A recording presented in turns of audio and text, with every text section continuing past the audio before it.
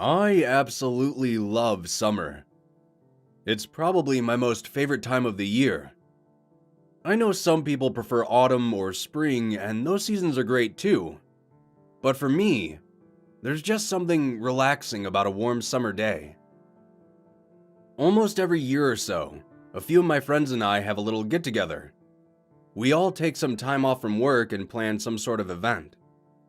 Last year was Eric's world-famous barbecue party. Everything was great, until Eric set a stack of paper plates on fire, and those blew into the various tablecloths we had arranged. We managed to curtail the fires before they had time to spread any further, but that didn't deter the fire department from showing up anyway. The year before that, Jimmy invited us over to his house for a pool party of sorts. He has a very nice in-ground pool. None of us swam in it. We mostly just hung around his minibar drinking and generally carrying on. Nothing outrageous happened during that party. Oh wait, never mind, I forgot. Eric wanted to show off his mega super awesome cannonball, but slipped before reaching the water, and ended up cracking his tailbone before sliding into the water like a blob. Don't run next to pools, kids. I could go on and on about all the events we've experienced in the past, but I'm here to talk about what happened during my event last month. Like I mentioned previously, we had all taken some time off work, and it was my turn to decide what we'd all do. We usually didn't take turns choosing like this, but no one seemed to come up with a different plan. I had been browsing through different destination spots and activities around my area. After searching for around an hour or two, I stumbled across a rather interesting post. Someone was renting out a lake house about an hour's drive north. Looking through the photos and glancing over the price, I knew right away this is what I wanted to do. I called the place and rented it out for the weekend. The woman on the phone sounded oddly excited about me renting the property. After speaking with her and finalizing everything, I immediately called everyone else and told them my plan. They were all almost as excited as the woman. Eric wanted to bring his grill with him so we could barbecue one day, and Jimmy brought some fishing gear so we could lounge by the lake. Our other friend Pete tagged along with us as well. He isn't a very outdoorsy type of person, but he still offered to come with. We each arrived at the lake house about mid-afternoon. The sun wasn't quite setting, which was good as it gave us a bit of time to survey the area and inspect the house itself. The house was much larger than I expected. For the price I paid to rent it, it seemed like I had gotten a really good deal. It's nestled between the massive lake and the crowded woods behind it. Only a solitary dirt trail cuts through the tree line leading to and from the house itself. Eric was already unloading his grill not 5 minutes after he arrived, while Jimmy, Pete, and I entered the house. The interior was very rustic, but I already knew this much from the photos. Different types of mounted animals dotted the high walls. The living room area was quite large. It looked almost like a recreation hall.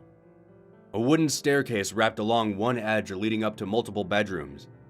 An expansive kitchen took up the other half of the bottom floor, as well as a decent-sized bathroom. It looked like this place was designed for big groups of people to rent and enjoy. After exploring the house for a bit, I wandered outside and took in the surroundings. It was such a peaceful evening. As I stood there, breathing in the fresh air, I noticed something strange.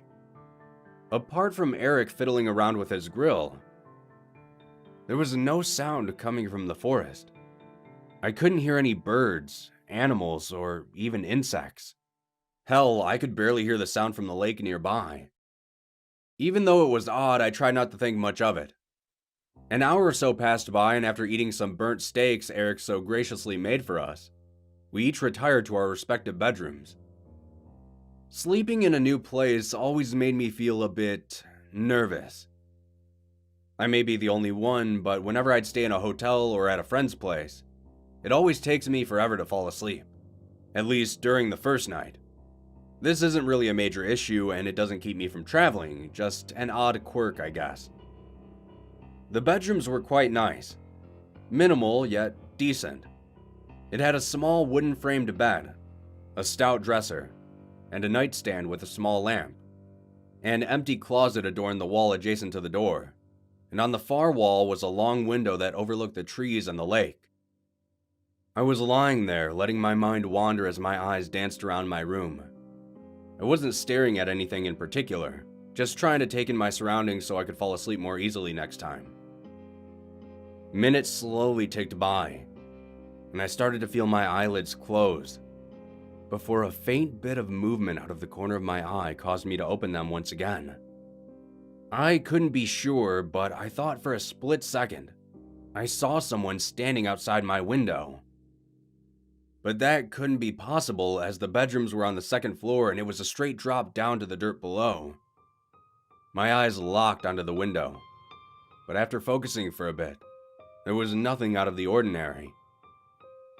The next day, we all got up bright and early. There wasn't a whole lot to do aside from wander around the property, so that's what I did. Eric was already prepping some food while Pete and Jimmy had started day drinking. I stood outside on the wooden porch with a cup of coffee, looking out to the tree line nearby. I once again let my eyes drift around as I sipped my coffee. Once again, there was hardly any sound, which I still thought was odd. I wondered why it was so quiet in the woods, a place that is often filled with the sounds of life. As my eyes drifted, I spotted a bit of movement in the distance. It looked like something large moving quickly through the trees. I thought it might have been a bear, but before I could adjust my gaze, whatever it was had disappeared further into the trees. The rest of the day was uneventful. We spent most of the time down near the lake, drinking and fishing. Eric cooked up some burgers which surprisingly weren't terrible, and before we knew it, the sun had faded. We all went to our bedrooms for the night, and I didn't have much trouble falling asleep this time. Around 10 minutes after I had drifted off, I was startled awake by the sounds of screaming. My eyes cracked open, and I sat up looking around in the darkness. It took me a minute to recognize the voice. It was Jimmy. As I opened my bedroom door, I saw Eric opening his as well. We each gave each other a confused look before going to Jimmy's door and knocking. After receiving no answer, I opened his door. Jimmy was sitting on the floor wide-eyed, covered in sweat. I asked him what was wrong, however, he wouldn't turn to look at me. His eyes seemed to be fixed on something else. Eric and I both glanced over in unison towards his window. When we did, I heard Eric over my shoulder shout, "What the hell is that?" I didn't say anything. I just felt my muscles tighten. On the other side of Jimmy's window was a figure. It wasn't anything I had ever seen before. With the faint bit of moonlight outside, I could just barely see its face. I know this is going to sound very weird, but its face was almost dog-like in appearance.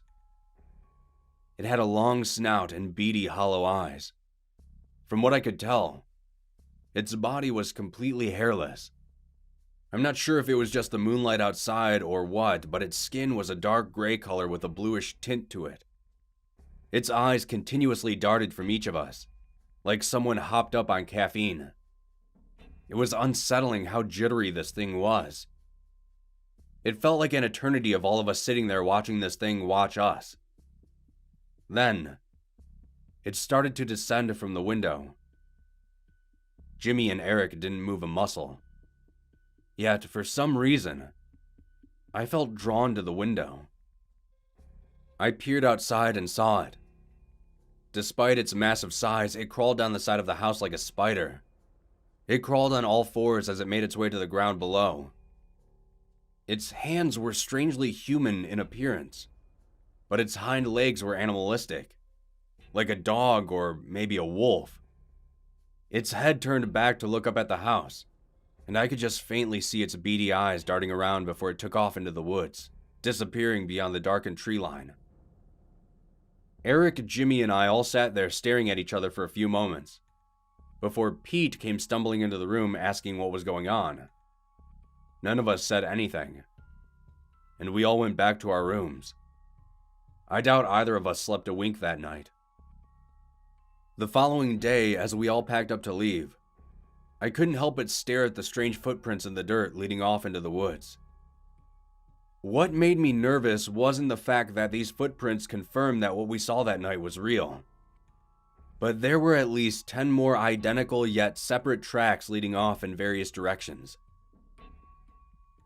It's been close to a month since then, and I've just tried to forget about the whole event. I still have no idea what that thing was, but I doubt I'll be renting any more houses in the woods.